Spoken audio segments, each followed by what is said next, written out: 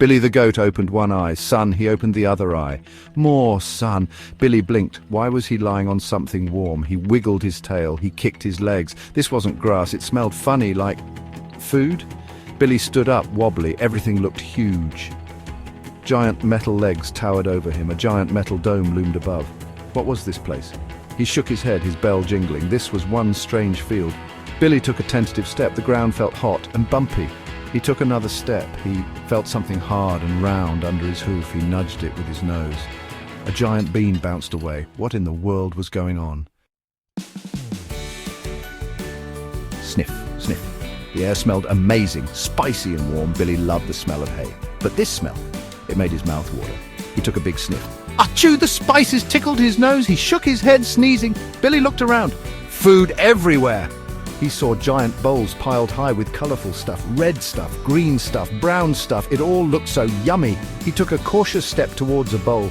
He stretched out his neck, ready to nibble. But then a giant hand reached down and grabbed the bowl away. Billy jumped back in surprise. A booming voice echoed, "Get your goat out of here, Jimmy! Dinner's almost ready!" Goat? Was that about him? Billy decided to explore. He trotted around the giant metal legs. He nibbled a stray leaf. He headbutted a shiny metal thing. It made a funny bong sound. He was having fun, even if he didn't know where he was. He found a long, thin thing dangling from the giant dome. It had a squishy handle at the bottom. Billy loved squishy things. He opened his mouth wide and took a big bite. The squishy thing tasted weird, sort of cold and metallic. Billy chewed thoughtfully. He wasn't sure he liked it, but it was fun to chew on.